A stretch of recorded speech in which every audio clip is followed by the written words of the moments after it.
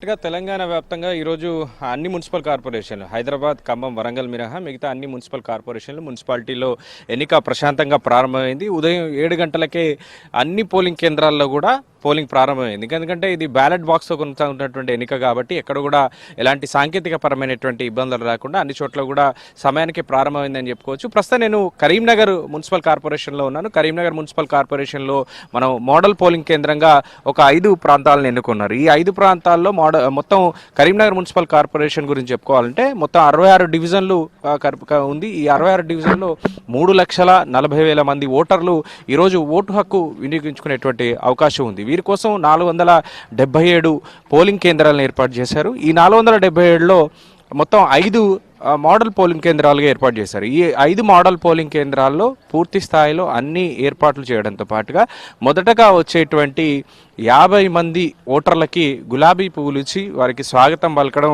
చేస్తూ ఉన్నారు. దీంతో 7 గంటలకే ఉదయం 7 గంటలకే ప్రారంభమైనటువంటి పోలింగ్లో ఈ పోలింగ్ కేంద్రంలో మొదటగా వచ్చినటువంటి 50 మంది ఓటర్లందరికీ కూడా గులాబీ పూలు ఇచ్చి వారందరినీ కూడా స్వాగతం పలికారు. మనం చూడొచ్చు ఉదయం 7 గంటలకు ప్రారంభంలోనే ఓటర్లు పోలింగ్ కేంద్రానికి చేరుకుంటున్నారు. ఓటు హక్కు వినియోగించుకునేటువంటి ప్రయత్నం చేస్తూ ఉన్నారు.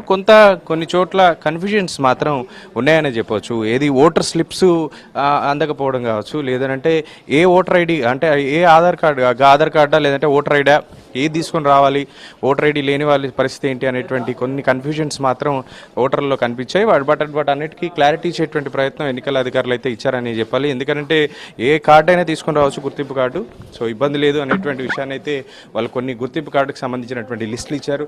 సో వాటిని తీసుకురావచ్చు అనేటువంటి సూచనలు అయితే చేశారు. ఆ ప్రకారంగా ఓటర్లు ఓటు హక్కును వినియోగించుకునేటువంటి అవకాశం ఉంటుంది. ఇక భద్రత పరంగా చూస్తే మొత్తం ఎక్కడ కూడా ఇబ్బందులు జరగకుండా పోలీసులు కట్టుదిట్టమైనటువంటి భద్రతను ఏర్పాటు చేశారు. మొత్తం ఇప్పుడు కరీంనగర్లో ఉన్నటువంటి 477 పోలింగ్ కేంద్రాల్లో అతి సమస్యాత్మక ప్రాంతాలను మొత్తం 14 గుర్తించారు. ఈ 14గిట్లో చాలా కట్టుదిట్టమైనటువంటి భద్రత అయితే ఉందని చెప్పొచ్చు. ముఖ్యంగా మనం ఒకసారి పోలింగ్ సరళిని పరిశీలించేటువంటి ప్రయత్నం చేద్దాం. చాలా క్లీన్గా అంటే ఎక్కడ కూడా ఎలాంటి అనుమానాలకు తావు లేకుండా పారదర్శకంగా ఎన్నిక నిర్వహిస్తున్నామని చెప్తున్నారు. అందుకే చాలా పోలింగ్ కేంద్రాల్లో మొత్తం దాదాపుగా 100% పోలింగ్ కేంద్రాల్లో వెబ్ కాస్టింగ్ యూజ్ చేస్తూ ఉన్నారు.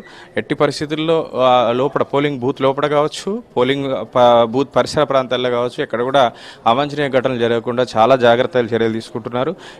వెబ్ కాస్టింగ్ ద్వారా ఎప్పటికప్పుడు లైవ్ ద్వారా వీక్షించేటువంటి అవకాశం ఉంటుంది పోలీసులు కావచ్చు, ఎన్నికల అధికారులు కావచ్చు.